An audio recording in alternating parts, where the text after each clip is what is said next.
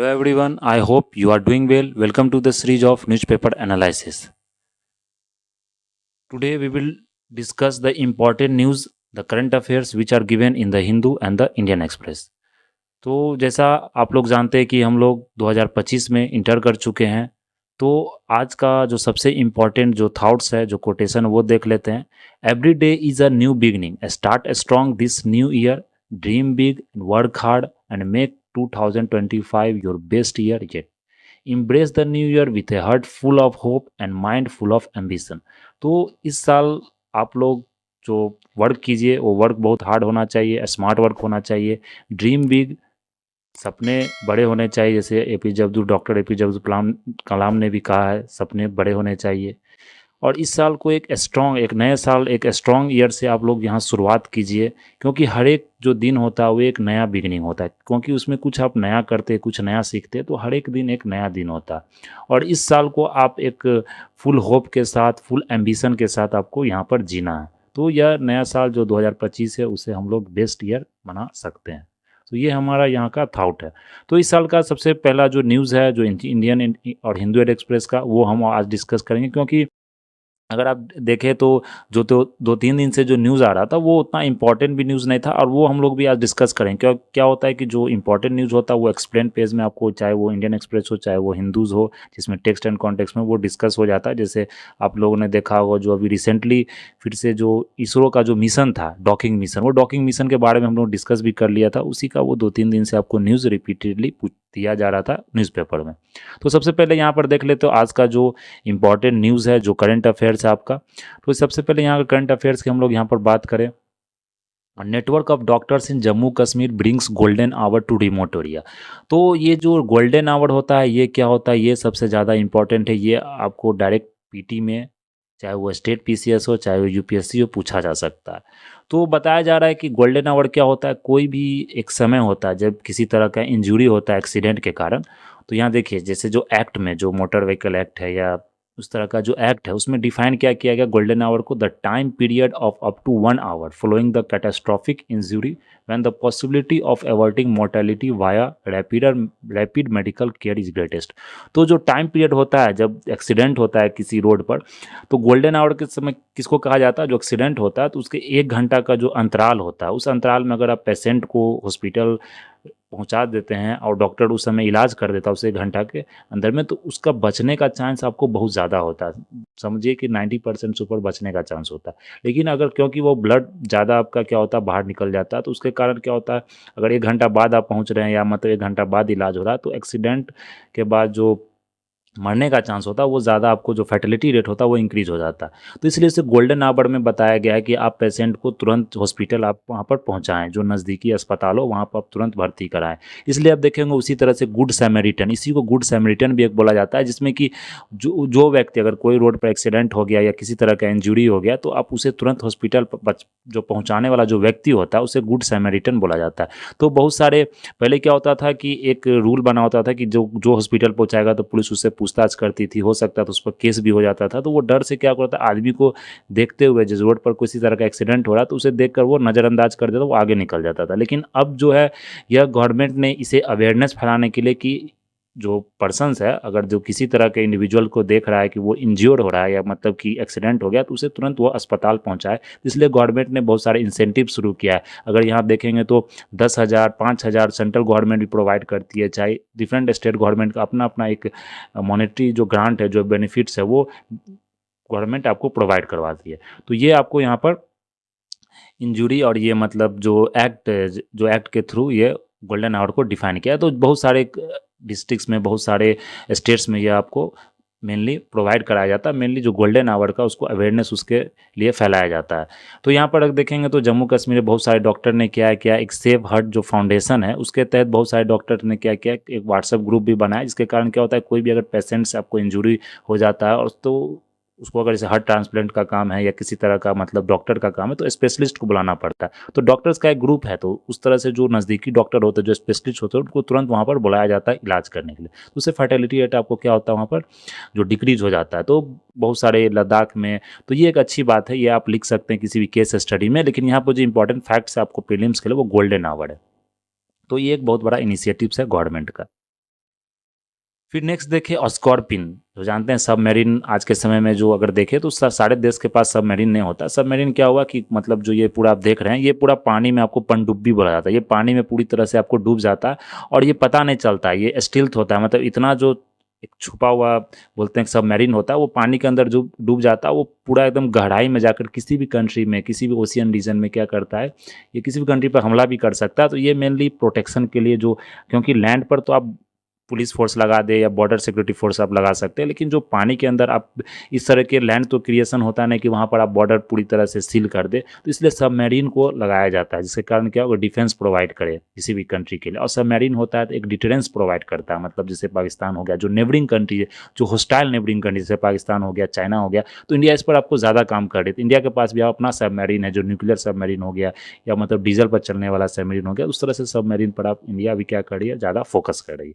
तो यहाँ पर देख सकते हैं इंडिया का जो नया जो सबमरीन आपको यहाँ पर दिया गया वो 6th है and last Scorpene class submarine है, इसका नाम क्या है, वगसीर। तो ये आपको ध्यान रखना, साइंस टेक का न्यूज़ हो जाता है वगसीर। अगर PT 365 भी आप लोग पढ़ेंगे जो लास्ट में आता है तो इस तरह का न्यूज़ आपको दिया रहेगा। तो शुरू से अगर आप इसको याद किए हो या इस पर मतलब थोड़ा सा अवेयरनेस है तो फिर वहाँ पर आपको ज़्यादा दिक्कत नहीं होगी, क्योंकि वो टाइम कम होता है। जब PT 365 आता है तो टाइम कम होता है स्टूडेंट के पास, क्योंकि GS पेपर ही पढ़ना होता है और जो करंट अफेयर्स का जो मैगजीन है वो भी पढ़ना होता है, तो बहुत सारा बर्डन हो जाता है। इसलिए आप अगर शुरू से ही न्यूज़पेपर का रीडिंग करते हैं तो क्या होता है, एक क्योंकि उतने ज़्यादा डिटेल में वो टेक्निक जो टेक्निकल वर्ड होता है या उतने ज़्यादा मतलब डीप में आपसे नहीं पूछा करती है यूपीएससी।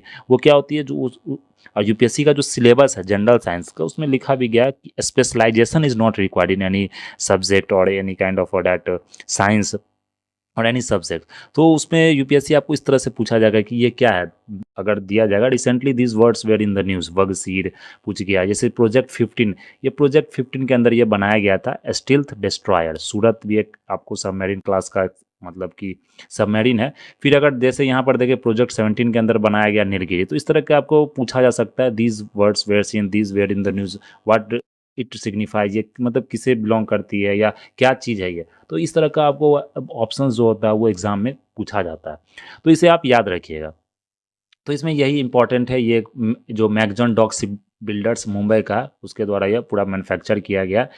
ये क्या है आपको इंडिजीनियसली डिजाइंड है, मतलब इंडिया द्वारा ही, मतलब मेड इन इंडिया है, आपको इंडिया द्वारा डिजाइन किया गया स्कॉर्पिन क्लास सबमरीन है जो मैन्युफैक्चर किया गया licence naval groups of France.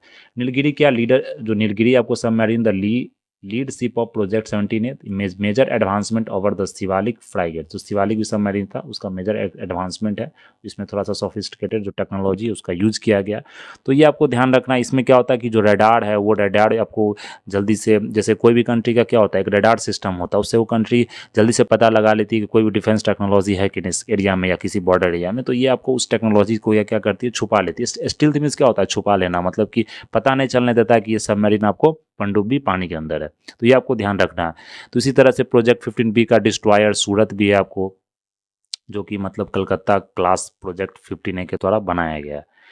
ये सब आपको इंपॉर्टेंट है। फिर यहाँ देख सकते हैं ये जितने सबमरीन है इसमें आपको जैसे नीलगिरी एंड सूरत है, ये रेंज ऑफ हेलीकॉप्टर्स इस पर आप मतलब उतार सकते हैं, इंक्लूडिंग चेतक हो गया, ध्रुव हो गया, सी किंग हो गया, ये न्यूली MH-60R के द्वारा यह बनाया गया।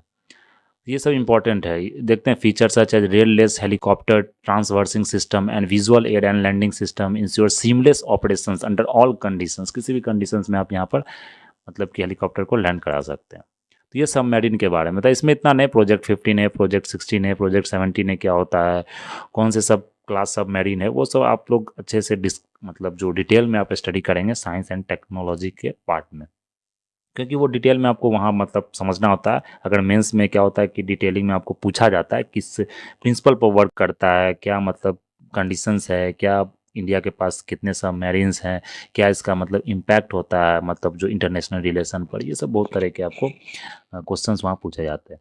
फिर नेक्स्ट आपको जैसे यूक्रेन ने क्या किया, जो रसियन से जो पास करता था आपको यूरोप की तरह गैस, जो गैस पाइपलाइन, उसको यूक्रेन ने क्या किया, बंद करवा दिया। तो अभी जानते हैं यूक्रेन रसिया में आपको 2-3 साल से वार चल रहा है, अभी भी मतलब कि वार आपका कंडीशन अभी भी चालू है। तो इसके रसिया का जो सप्लाई था, गैस सप्लाई, तो जानते हैं कि गैस सप्लाई होता है क्योंकि रसिया में, यूक्रेन में आपको गैस का जो नेचुरल गैस का क्या है मतलब कंटेंट ज़्यादा है, वहाँ पर ज़्यादा आपको पाया जाता है। तो मेनली वहीं से गैस आपको पाइपलाइन पूरे मतलब जितने भी कंट्री है, चाहे वो यूक्रेन हो या जितने भी यूरोपियन कंट्रीज हो, वहाँ पर इस तरह के गैस पाइपलाइन आपको बिछाए जाते हैं। तो लेकिन ये सब कंट्री डिफरेंट डिफरेंट कंट्री के बॉर्डर से आपको पास करती है, डिफरेंट कंट्री के होते हुए पास करती है। तो ये मतलब पास कर इसमें क्या किया गया, यूरोपियन जो कस्टमर्स थे वहाँ मतलब मैंने यूरोपियन कंट्री में आपको वहाँ से पास किया जाता था, उसे जो टर्म था वो एक्सपायर कर दिया गया और ये मतलब यूक्रेन ने इसे क्या किया, बंद करवा दिया। तो ये नेशनल सिक्योरिटी के इंटरेस्ट में इसे बंद करवाया गया।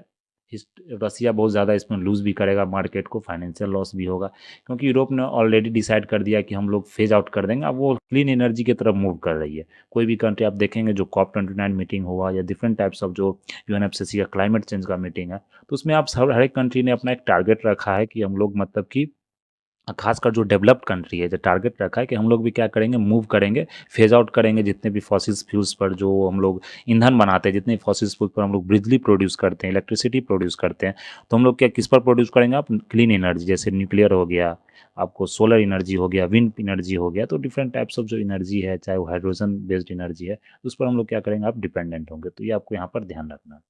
तो इतना परसेंटेज था, ये आप लोग यहाँ पर देख सकते हैं। देखिए बहुत सारे सी से आपको पास कर, जैसे बाल्टिक सी हो गया, ये कहाँ, ये भी आपको याद रखना है मैपिंग में। बेलारस पोलैंड से आपको पास करती थी, ब्लैक सी से पास करती थी। तो ये आपको यहाँ पर फिर से एनर्जी क्राइसिस भी देखने को मिलेगा, क्योंकि बहुत जल्दी आप फेज आउट नहीं कर सकते हैं किसी भी मतलब फॉसिल फ्यूल्स पर जो डिपेंडेंसी है किसी भी कंट्री का। क्योंकि क्या होता है कि जो नेचुरल रिन्यूएबल एनर्जी है उसको आपको मतलब इंस्टॉल करने में बहुत ज़्यादा जो फाइनेंशियली बर्डन भी होता है, और थोड़ा-सा एक एनर्जी जो डिपेंडेंसी होता है वो उस पर ज़्यादा नहीं हो पाता, मतलब उतने सही से आप एनर्जी प्रोड्यूस भी नहीं कर सकते। तो ये आपको प्रॉब्लम क्रिएट किया जाएगा। तो ये आपको यहाँ पर ध्यान रखना है।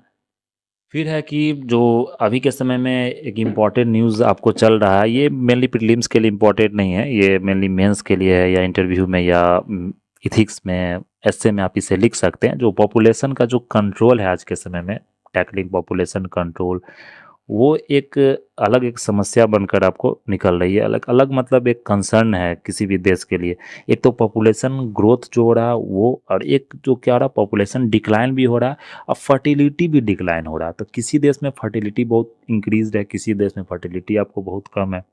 तो वो जो समस्या है, वो समस्या आज के समय में बहुत गंभीर समस्या हो गया। किसी जैसे जापान हो गया, साउथ कोरिया हो गया, यूएस हो गया, तो ये सब कंट्री में क्या हो रहा है कि वो डेवलप कंट्री है, तो वहाँ पर जो फर्टिलिटी रेट है वो बहुत ज़्यादा ही डाउन हो गया। मतलब समझ सकते हैं आप 0 पॉइंट समथिंग, तो मतलब फर्टिलिटी रेट इतना ज़्यादा कम हो गया कि वहाँ पॉपुलेशन का जो बर्डन है वो बर्डन आपको इंक्रीज हो गया ओल्ड एज पॉपुलेशन का। यंग एज पॉपुलेशन का बर्डन हुआ ओल्ड एज पॉपुलेशन का। लेकिन इंडिया में भी कंट्री है जो 2050 तक माना जा रहा है कि सबसे ज़्यादा जो यंग पॉपुलेशन है वो इंडिया में। तो यंग पॉपुलेशन इंडिया में होने के कारण क्या होता है कि यहाँ पर अगर यंग पॉपुलेशन है तो आपके पास वर्किंग हैंड ज़्यादा है, आपके पास जो यंग वर्किंग एज जो पीपुल है वो आपके पास ज़्यादा है। लेकिन जो डेवलप कंट्री है वो इतने ज़्यादा डेवलप कर गई है, तो वहाँ पर किसी फर्टिलिटी रेट आपको डाउन हो गया, और वर्किंग एज जो पॉपुलेशन है उसका डिक्लाइन हो रहा है, मतलब उसका जो जनसंख्या वो कम हो रहा है। तो ये एक बहुत बड़ा गंभीर समस्या है। उसी तरह इंडिया में भी देखें तो नॉर्थ साउथ एक डिवीज़न हो गया है। नॉर्थ साउथ डिवीज़न क्या होता है यहाँ पर, नॉर्थ साउथ अगर डिवीज़न की बात करें, ये मैं पूरा आर्टिकल को यहाँ पर मतलब एक समराइज़ कर रहा हूँ कि जिससे आप लोग समझ सकते हैं। बाकी ये आपको लेमन लैंग्वेज में लिखा गया, इसे आप पढ़ के भी समझ सकते हैं। तो नॉर्थ साउथ डिवाइड में क्या हो रहा है कि जैसे बिहार यूपी का जो रीजन हो गया, बिहार हो गया, यूपी का रीजन हो गया, राजस्थान का रीजन हो गया, या एमपी का रीजन हो गया, तो यहाँ पर अभी फर्टिलिटी रेट सही है। फर्टिलिटी रेट आपको सही है क्योंकि ये उतने डेवलप्ड रीजन नहीं है। उतने ज़्यादा यहाँ पर एम्प्लॉयमेंट रेट की बात करें, उतने ज़्यादा स्टडी जो मतलब जो लिटरेसी रेट होता है वो लिटरेसी रेट भी आपको उतना नहीं है, मतलब ज़्यादा नहीं है। और जो मतलब फाइनेंशियली जो पावर होता है, जो फाइनेंशियली जो साउंड पीपुल होते हैं वो भी यहाँ पर कम है। तो इसके कारण क्या होता है कि यहाँ पर फर्टिलिटी रेट बहुत ज़्यादा है। लेकिन अगर वही साउथ रीजन की जैसे केरला, कर्नाटक, तमिलनाडु, आंध्र प्रदेश, इस रीजन की बात करें, इस स्टेट की बात करें, तो यहाँ पर आपको देखेंगे लिटरेसी रेट भी ज़्यादा है। यहाँ पर जो फाइनेंशियली जो एक पावर होता है पीपुल के पास, वो फाइनेंशियली पावर आपको ज़्यादा है। तो यहाँ पर क्या होता है, एक लिविंग स्टैंडर्ड भी आपको हाई है। तो जो पीपुल, आप लोग एक थॉट भी सुनेंगे, education is the best contraceptive. तो जब एजुकेशन इंक्रीज होता है तो फर्टिलिटी रेट आपको डाउन होता है। ये एक सीधा साधा मतलब कि आप बोल सकते हैं मतलब डायरेक्ट प्रोपोर्शनल होता है कि एजुकेशन बढ़ेगा, फर्टिलिटी ऑटोमेटिक डाउन होगा, क्योंकि एक अवेयरनेस फैलता है। क्योंकि एम्प्लॉयमेंट में जो है कि वुमेन भी एम्प्लॉयमेंट एम्प्लॉयड रहती है, और फिर जो मेन जो मेल पॉपुलेशन है वो भी क्या होता है, एम्प्लॉयड होता है। तो इसके कारण क्या हो, जैसे आंध्र प्रदेश गवर्नमेंट ने क्या कि एक रूल लाया था कुछ दिन मतलब 1 साल 2 साल पहले कि मतलब जो इलेक्शंस होगा, जो लेजिस्लेटिव इलेक्शंस होगा, जो लोकल बॉडी का इलेक्शन हो, उसमें जो अगर 3 बच्चे हैं किसी के पास तो वो नहीं लड़ सकता।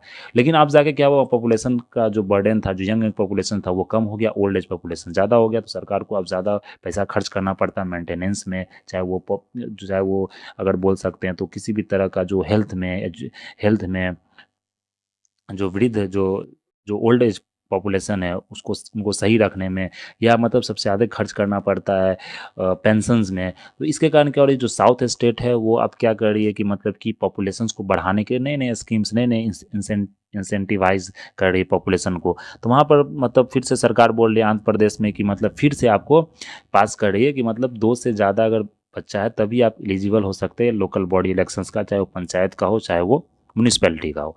तो ये एक बहुत बड़ा समस्या निकल कर आ रहा। तो एक बार जैसे चाइना में आप देखेंगे तो चाइना में क्या हुआ था कि 1 चाइल्ड पॉलिसी का एक नियम आया था, 1 चाइल्ड 2 चाइल्ड पॉलिसी का। तो उसमें बहुत तेज़ी से पॉपुलेशन इंक्रीज हुआ। अब वो भी गवर्नमेंट का एक इम्पोजिशंस रूल था, मतलब रेस्ट्रिक्टेड रूल था। उसमें अगर आप किसी को अगर 3 बच्चा हो गया है तो फिर क्या होगा, गवर्नमेंट उस पर मतलब कार्रवाई करती थी, या किसी तरह का जेल हो गया, सजा हो गया, या किसी तरह का जो समाज से बाइकआउट हो गया, वो गवर्नमेंट उस पर्सन के साथ आपको होता था। तो फिर इसके कारण क्या हो गया, चाइना का जो पॉपुलेशन था वो बहुत तेज़ी से डिक्लाइन हुआ। तो डिक्लाइन हुआ तो अब चाइना में क्या हो गया कि बर्डन आपको बढ़ गया, जो ओवर पॉपुलेशंस का, जो ओल्ड एज पॉपुलेशंस का, वहाँ का बर्डन का बढ़ गया। देख सकते हैं ये problems in the marriage market. फिर मैरिज मार्केट में क्या हुआ कि जो जो आपको जेंडर जो रेशियो होता है, जो सेक्स रेशियो होता है, वो क्या हुआ तुरंत डिक्रीज कर गया। तो इंडिया में भी ये कंडीशंस आपको देखने को मिल रहा है। फर्टिलिटी रेट आपको बहुत ज़्यादा एक्सट्रीम लो हो गया।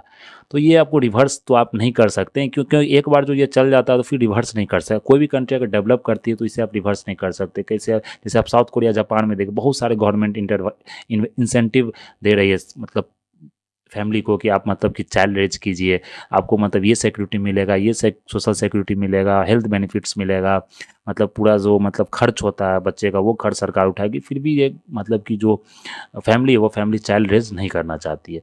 तो ये इंडिया इस तरह से प्रॉब्लम से अभी तो नहीं जूझ रही है, लेकिन आगे जाके ये प्रॉब्लम से आपको जूझना पड़ेगा, क्योंकि जो गवर्नमेंट का यहाँ टारगेट है 2047 तक इंडिया को डेवलप करना है, इंडिया डेवलप कंट्री आपको मतलब दर्जा देना। तो फिर ये कारण आपको ये भी इंक्रीज़ होगा।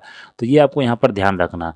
फिर अगर देखें तो गवर्नमेंट इंसेंटिवाइज कर रही है, लेकिन यहाँ पर जो ऑथर्स हैं वो बता रहे हैं कि गवर्नमेंट इंसेंटिवाइज करने के मतलब कि अगर इंसेंटिवाइज करे तो वो पॉपुलेशन फैमिली को इंसेंटिवाइज नहीं करे। वो क्या करे कि एक अवेयरनेस फैलाए सोसाइटी में, एक जो वुमेन है वुमेन को वो ज़्यादा से ज़्यादा मतलब जो एम्प्लॉयमेंट का होता है या किसी तरह का जो मॉनेटरी ग्रांट्स होता है वो ज़्यादा दे, या बोल सकते एक मतलब हेल्दी जो पॉलिसीज़ होता है वो हेल्दी पॉलिसीज़ लेकर आए, वो ज़्यादा आपको इम्पॉर्टेंट है।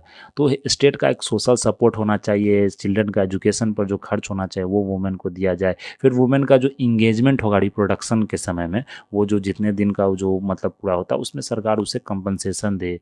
तो ये सब आपको यहाँ पर ध्यान रखना पड़ेगा। तो ये एक पॉलिसी है, ये पॉलिसी को यहाँ पर एक क्रिटिसाइज भी किया जा रहा है, और उसे आप प्रोज कॉन्स के दोनों के रूप में यहाँ पर लिख सकते हैं। यहाँ लिखा गया the ultimate solution lies in not in the reverse fertility but in the revising count based political representation. जैसे पॉलिटिकल रिप्रेजेंटेशन की अगर हम लोग यहाँ पर बात करेंगे, जैसे पॉलिटिकल रिप्रेजेंटेशन की हम लोग यहाँ पर बात करें, अगर यहाँ देख सकते हैं पॉलिटिकल रिप्रेजेंटेशन की बात करें तो इंडिया में पॉलिटिकल रिप्रेजेंटेशन नहीं है। अगर देखें तो इस बार आपको 74 आई थिंक 74 या 76 आपको वुमेन जो है आपको जीत कर लोकसभा में पहुंची है। तो ये देख सकते हैं। और अगर देखें तो कॉन्टेस्ट कितना की थी, आई थिंक 516 कितना कॉन्टेस्ट हुआ था, लेकिन उसमें 74 आपको वहाँ पर जीत के पहुंचे। तो रिप्रेजेंटेशन देख सकते हैं कि 245 सीट्स में आपको राज्यसभा में, या मतलब 540-45 सीट्स में आपको देख सकते हैं रिप्रेजेंटेशन कितना कम है। लेकिन इंडिया ने नया एक बिल पास भी किया 16th अमेंडमेंट कॉन्स्टिट्यूशनल, तो वहाँ पर वुमेन को 33% का रिजर्वेशन आपको दिया जाएगा। लेकिन ये अभी नहीं होगा, ये मतलब नेक्स्ट लोकसभा इलेक्शन में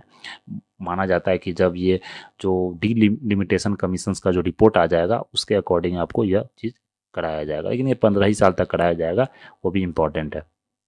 तो इस तरह का पॉलिटिकल रिप्रेजेंटेशन, इकोनॉमिक में रिप्रेजेंटेशन होना चाहिए, जो मतलब मार्केट में वहाँ रिप्रेजेंटेशन होना चाहिए। एजुकेशन में आप देखें तो वहाँ पर रिप्रेजेंटेशन उतना ज़्यादा नहीं है।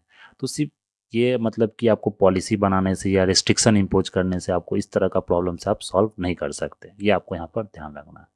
तो ये पूरा आज का मतलब डिस्कशन था यहाँ का इस आर्टिकल का। फिर देख सकते हैं क्लाइमेट चेंज में कि यहाँ बात कहेगी लिटिगेशन में कि आजकल यूथ जो है क्लाइमेट चेंज के खिलाफ, मतलब जो आज के समय जो क्लाइमेट चेंज का जो इशू चल रहा है, तो यूथ आपको ज़्यादा बढ़ चढ़ कर हिस्सा ले रहे हैं, जैसे पेटिशंस फाइल कर रहे हैं। तो इस तरह के यूथ आजकल ज़्यादा मतलब आपको इसमें सपोर्ट कर रहे हैं। तो ये एक अच्छी बात है कि अवेयरनेस आपको यूथ में, क्योंकि क्या हो रहा है कि जो सस्टेनेबल डेवलपमेंट की बात चल रही है, तो सस्टेनेबल डेवलपमेंट यही होता है कि फ्यूचर जनरेशन आप रिसोर्स को इस तरह से एक्सप्लॉइट करे कि फ्यूचर जनरेशन फिर रिसोर्स के लिए आपको मतलब कि कमी ना है फ्यूचर जनरेशन्स के लिए। तो उस तरह से रिसोर्स का आपको हार्नेस करना है, उस तरह से रिसोर्स को आपको एक्सप्लॉइट करना है। लेकिन आज का जो क्या हो रहा है कि रिसोर्स को गवर्नमेंट भी अगर हार्नेस करे या मतलब गवर्नमेंट भी एक्सप्लॉइट करे, तो वो रिसोर्स पूरी तरह से खत्म हो जा रहा है। कोई भी नेचुरल रिसोर्स हो, चाहे वो डिफॉरेस्टेशन की बात हो, पेड़ पौधे काटना की बात हो, या किसी तरह का जो रिवर्स होता है, जो मतलब वेटलैंड हो, उसको वेटलैंड को बर्बाद करना, या मतलब जो हवा है, हवा को आज AQI देख रहे हैं। अब अभी देखें तो इंडिया में जो WHO का लिमिट है कि 40-45 होना चाहिए या 15-20 होना चाहिए, इंडिया में देखें तो कभी भी आपको 200 से कम आपको कहीं भी नहीं मिलेगा, चाहे किसी भी जगह चल जाए। भले आप अरुणाचल, वो से एक्सेप्शन होता है कि आपको जो एरिया है नॉर्थ ईस्ट का हो गया, या डाउन में आप साउथ में चल जाए, लेकिन आपको जो नॉर्मल रेंज है इससे कम नहीं मिलेगा। दिल्ली में तो बात ही छोड़ दिए, वहाँ 500 से नीचे तो रहता ही नहीं है। तो इस तरह का आपको AQI भी है, तो फ्यूचर जनरेशन्स आपको इससे क्या कर रही है, आपको सफ़र कर रही है। तो इसलिए फ्यूचर जनरेशन्स का बहुत ज़्यादा यहाँ पर क्या हो गया कि एक डिमांड है कि मतलब कि इस तरह से वो पेटिशंस भी यहाँ पर आपको फाइल करे। तो इस तरह से बहुत सारा इसमें केस है, वो केस आप यहाँ देख सकते हैं, जैसे स्टेट ऑफ मोन्टाना केस हो गया, जो US में जैसे देख सकते हैं, जो डिफरेंट जो मतलब बहुत सारा पेटिशंस आपको फाइल किया। जैसे NGT, यहाँ पर जो 9 साल की रिधिमा पांडे थी, उसने केस फाइल किया था NGT पर कि मतलब कि इस तरह से इन्वायरमेंटल जो क्लाइमेट चेंज है उस पर गवर्नमेंट कुछ तरह का असेसमेंट लाए, ग्रीन हाउस गैस इन्वेंट्री का कुछ मतलब बजट्स लाए गवर्नमेंट, कार्बन बजट्स। तो इसने NGT ने केस को खारिज कर दिया। लेकिन फिर भी इस तरह से मतलब यूथ का एक दिख रहा है कि कितना मतलब एक लीन है, कितना इंटरेस्टेड है मतलब इस चीज़ को आपको अवेयरनेस में, या मतलब इस चीज़ को आपको बंद करने में, जो क्लाइमेट चेंज से जो इशू हो रहा है आपको। जैसे आप देख सकते हैं बीच में ग्रेटा थनबर्ग का बहुत सारा इशू चला था। उसने क्या किया था पूरी तरीके से, वो मतलब आई थिंक 15-16 साल की जो लड़की थी, उसने पूरा तरीके से मतलब यूरोपियन जो कंट्री था, चाहे वो मतलब US कंट्री में, तो पूरी तरीके से उसने प्रोटेस्ट को संभाला था कि मतलब क्लाइमेट चेंज से क्या इशू हो रहा है, क्या हम लोग जनरेशन, जो नेक्स्ट जनरेशन, वो किस तरह से उसे फेस करेगी। तो ये आपको यहाँ पर ध्यान रखना है क्लाइमेट चेंज के इशू में। तो ये मेंस का है, आप यहाँ पर लिख सकते हैं।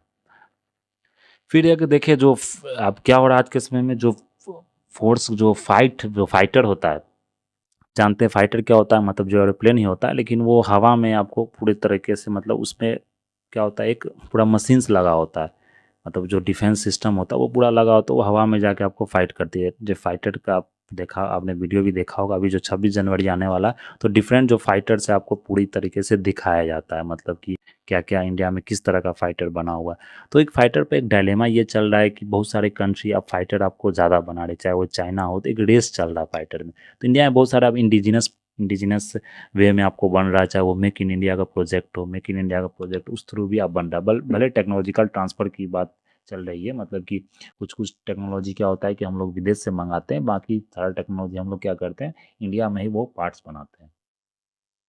तो चाइना ने अपने हाई टेक्नोलॉजी प्लेटफॉर्म यहाँ पर मतलब बनाया है, एक जो फाइटर जेट है। तो वहाँ देख सकते हैं बहुत सारे चाइना ने भी बनाया। तो चाइना अब इस चीज़ में आपको ज़्यादा आपको निकल कर सामने आ रहा है। तो यह आप पूरा पढ़ सकते हैं इस तरह का पूरा, जैसे पीपुल्स लिबरेशन आर्मी एयरफोर्स ने 2 5th जनरेशन फाइटर जेट बनाया है, जैसे J-35, J-20। US ने भी बनाया है 1 5th जनरेशन फाइटर। उसी तरह से इंडिया ने भी कुछ कुछ मतलब फाइटर्स यहाँ पर आपको बनाया है। जैसे हम लोग का जो फाइटर्स यहाँ देखते हैं MiG-29, इस तरह के फाइटर्स हम लोगों ने, जैसे सुखोई जो होता है, Su-30, ये सब फाइटर आपको दिखने को मिलेगा कब, ये मतलब उस समय आपको दिखाया जाता है 26 जनवरी के समय में। आप ये मतलब आपको दिखेगा, इस तरह के नए नए फाइटर्स आपको यहाँ पर बनाए गए हैं। तो इसमें इतना ही आपको यहाँ पर ध्यान रखना है। फिर अगर नेक्स्ट हम लोग यहाँ पर देखें, नेक्स्ट देखें, in search of a grand strategy for India foreign policy in 21st century. तो बताया जा रहा है कि जो 21st सेंचुरी का जो मतलब 21वीं सदी का जो 21वीं सदी क्या हो गया आपको, 2000 का जो पूरा ईयर है उसे 21वीं सदी बोला जाता है।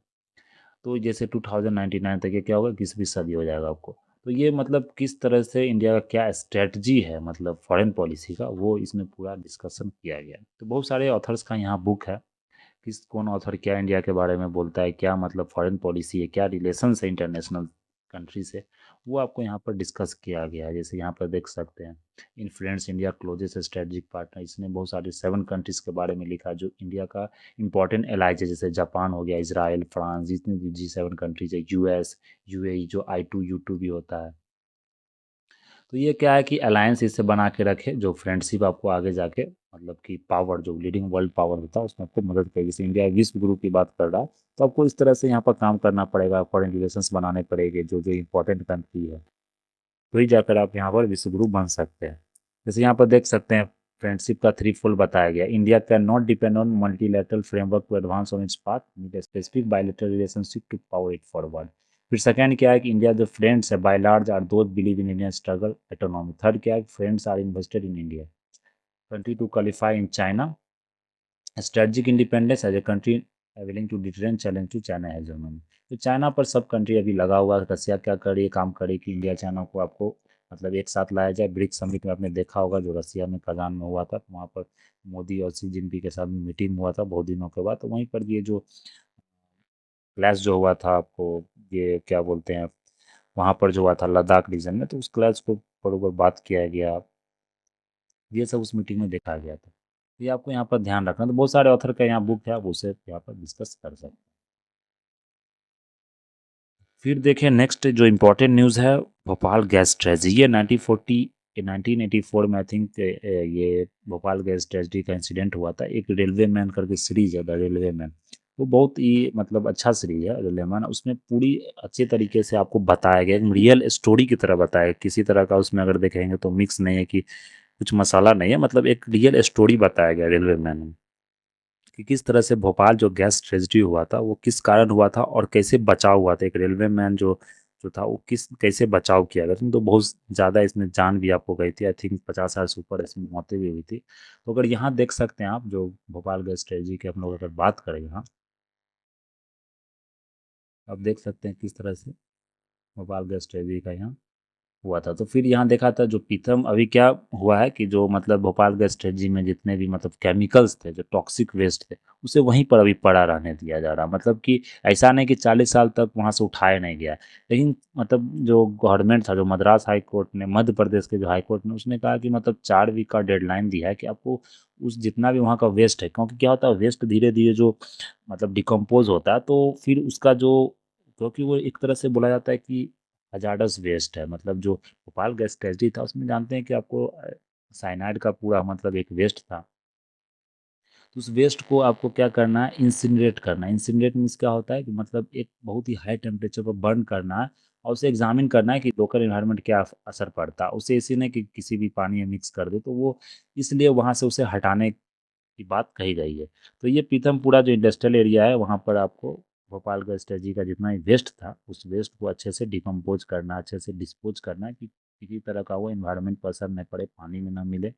तो वहाँ पर वो किया जा रहा है। इससे प्रोटेस्ट भी बहुत सारे पीपल वहाँ पर आपको प्रोटेस्ट भी कर रहे हैं। ये आपको ध्यान रखना है। फिर अगर नेक्स्ट यहाँ पर जो हम लोग देखें, यहाँ बताया गया इंडस्ट्रियल एरिया यानी इंदौर में है।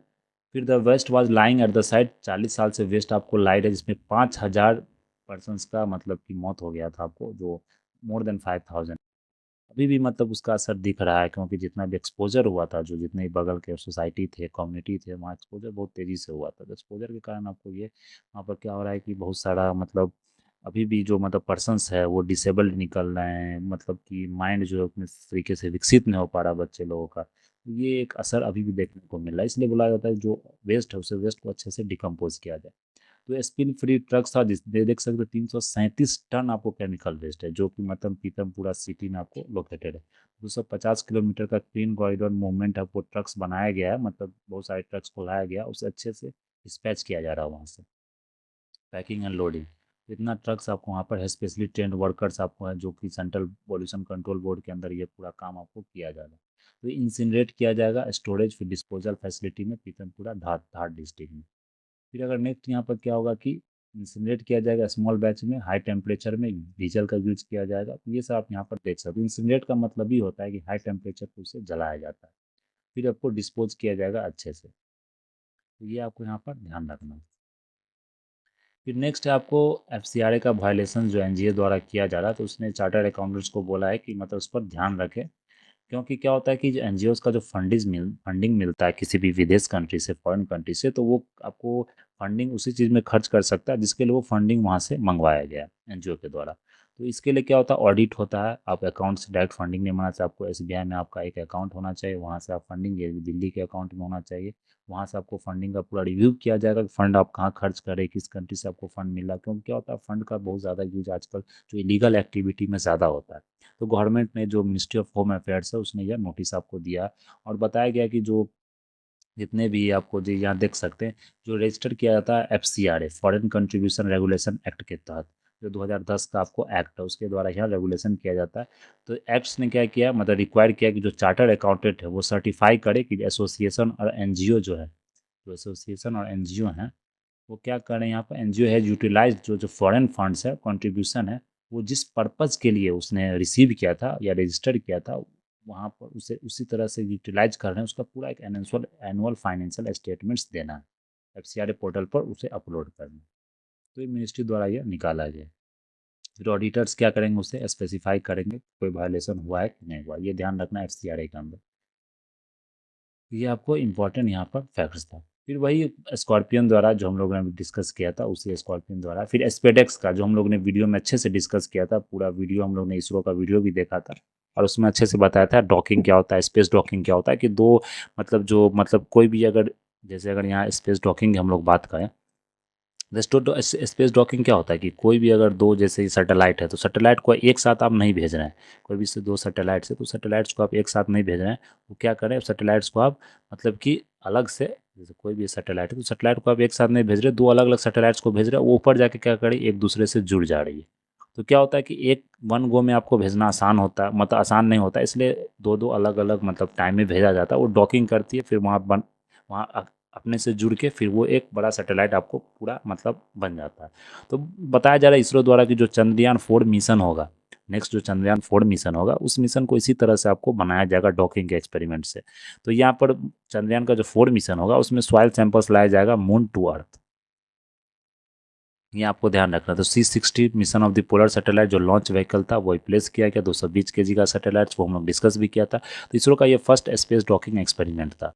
फिर चंद्रयान 4 द्वारा इसरो लॉन्च आपको किया जाएगा Mark 3 लॉन्च व्हीकल रॉकेट से। तो इस तरह का आपको जो एक्सपेरिमेंट हो वो यूज़ किया जाएगा।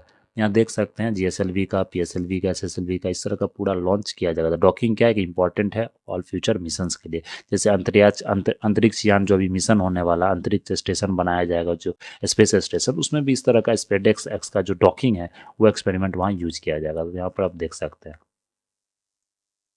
ये इंपॉर्टेंट होता है क्योंकि न्यूज़ में बहुत है, ये आपसे पूछा जा सकता है।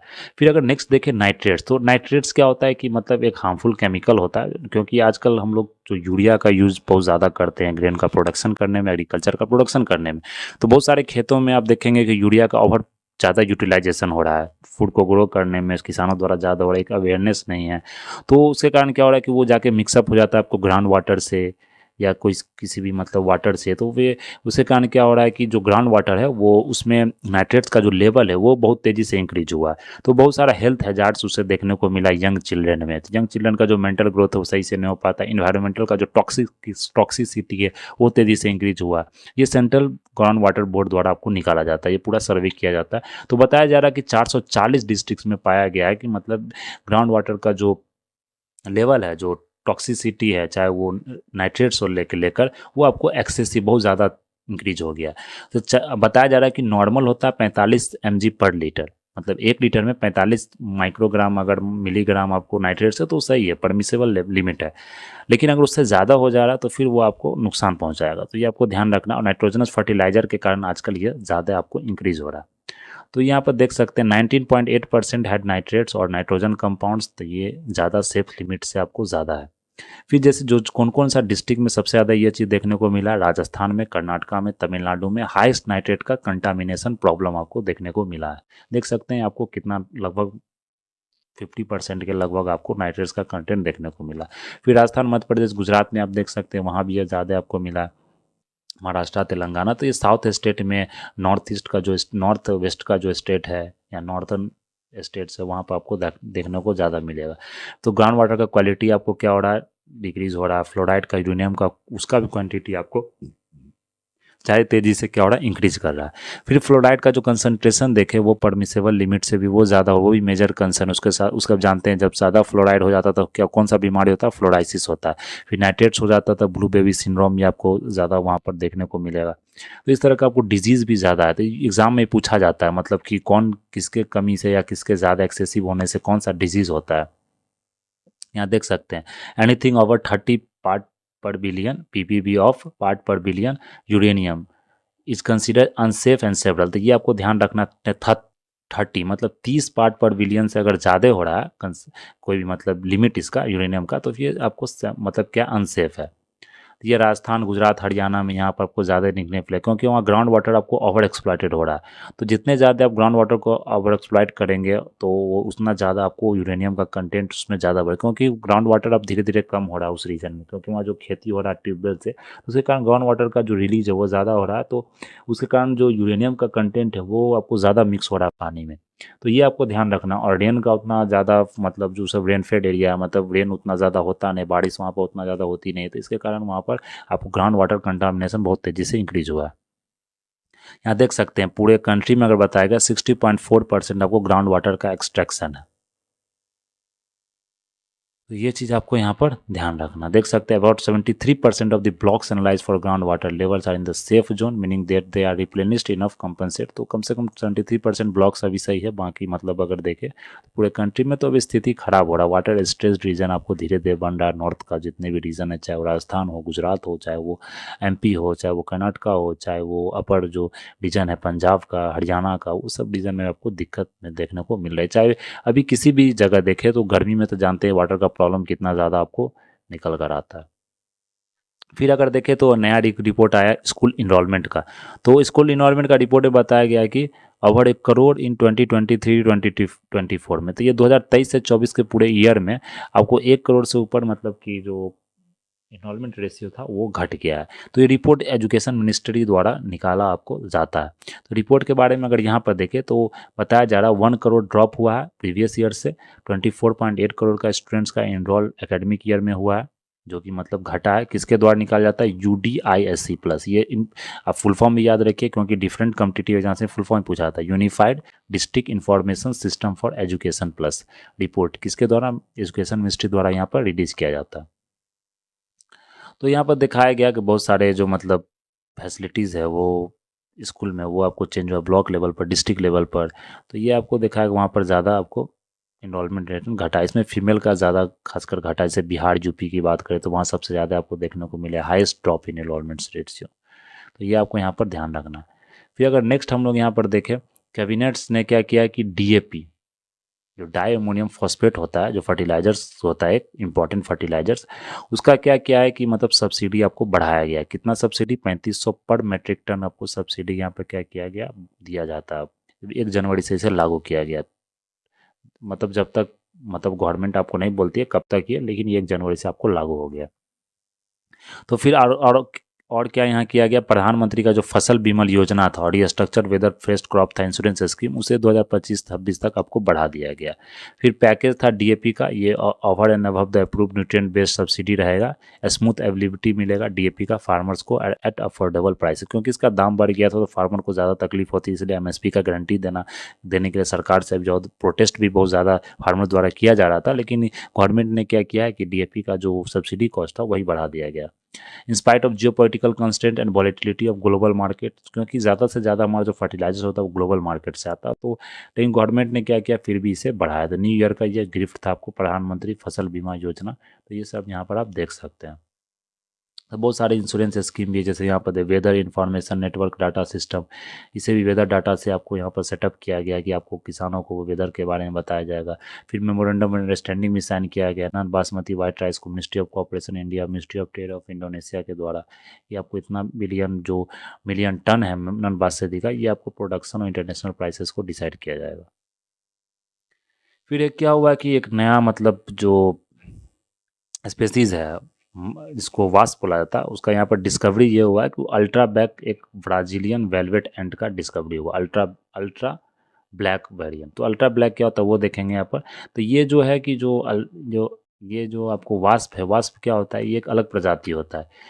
One species of velvet ant found across the tropical savanna and dry scrubs of Brazil में ये फाइंड किया गया जो distinct black and wild markings. तो ये जो क्या होता है that the black part on female velvet ants were actually ultra black so matte that they absorb nearly all visible light. जितने विजिबल लाइट्स होते हैं ना, मतलब कि जो हम लोग जानते हैं ना अल्ट्रा वायलेट हो गया या विजिबल लाइट्स हो गया जिसमें 7 रंग होता है, विवग्योर जो होता है वो पूरे विवग्योर को क्या करती है, ये जो एंट है ये पूरी तरीके से सोख लेती है, अब्जॉर्ब कर लेती है। तो ये आपको यहाँ पर ध्यान रखना है, इसलिए इसे अल्ट्रा ब्लैक बोला गया। ब्लैक तो जानते हैं कि पावर होता है एब्जॉर्प्शन करने का, लेकिन अल्ट्रा ब्लैक में वो सब मतलब विजिबल लाइट्स को एब्जॉर्ब कर लेती है। तो ये मेक्स दिस स्पेसीज, इसका नाम अगर देखें साइंटिफिक तो क्या है, Traumatomutilla bifurca, the first known insect among Hymenoptera, the group of animals comprising bees wasp and ants to display such striking shade. तो इस ग्रुप से आपको ये बिलोंग करती है। तो यहाँ पर देख सकते हैं presence of melanin, display some seen like feather and crow, ultra black sometime called super black. तो ये आपको हर एक जो विजिबल लाइट है उसे क्या करती है, एब्जॉर्ब कर लेती है। तो ये मिस्ट्री आपको यहाँ पर दिया गया, only the females of this species have entire ultra black. ये मिस्ट्री है, मतलब कि सिर्फ फीमेल्स के पास ही है, मतलब कि आपको अल्ट्रा ब्लैक जो वेलवेट होता है। तो यहाँ पर आपको ये ध्यान रखना है। तो क्या कि velvet ants are not true ants but are wasp, name for their fluffy exterior. तो वेलवेट एंड्स क्या होता है, ट्रू एंड्स नहीं होता है लेकिन एक वेस्प होता है, इसी प्रजाति का होता है वेलवेट एंड, ब्राजील में फाउंड किया गया। तो ऑल विजिबल लाइट्स को क्या करती है, सोख लेती है, हिम्नोपेटेरा से आपको बिलोंग करती है, इसी में बी वास्प एंड्स आपको आता है। अल्ट्रा ब्लैक क्या, regular black, super black. Research ने फाउंड किया है कि यह थीन स्टैक्ड प्लेटलेट्स के कारण क्या होता है कि वो रिजेम्बलेंस होता है उस तरह का। तो ये देख सकते हैं, ये आपको अल्ट्रा ब्लैक पूरा एंट वास्प है, इस तरह से आपको फेदर होता है, ये देख सकते हैं कि। फिर नेक्स्ट आपको 2024 में बताया गया वार्मेस्ट ईयर था। यहाँ देख सकते 1901 के बाद सबसे वार्मेस्ट ईयर 2024 था, इसलिए देखोगे अब तक ठंडा उतने तेज़ी से आपको इंडिया में नहीं आया। अगर देखें तो बिहार रीजन में भी चाहे दिल्ली रीजन में, तो वो जो ठंडा होना चाहिए तो वो ठंडा उस तरीके से नहीं, और लेट से भी आया। तो ये आपको यहाँ पर ध्यान रखना है, ये क्लाइमेट चेंज का एक बहुत बड़ा असर है। क्लाइमेट चेंज कार्य का वार्मिंग, ग्लोबल वार्मिंग हो रहा है, उसके कारण ये क्या हो रहा है, वेदर आपको धीरे धीरे वार्म हो रहा है, इसलिए वार्मेस्ट ईयर माना जाता है 1901 के बाद 2024 को। तो ये हमारा पूरा एक इम्पॉर्टेंट डिस्कशन था आज का, जो इम्पॉर्टेंट हिंदू और इंडियन एक्सप्रेस में वो हम लोगों ने यहाँ पर डिस्कस कर लिया। एक इम्पॉर्टेंट आर्टिकल्स तब था, जो इम्पॉर्टेंट आर्टिकल्स हम लोगों ने डिस्कस कर लिया, और ये एक नया साल था, तो नया साल से हम लोग इस तरह से डिस्कशंस को जो आगे कंटिन्यू रखेंगे।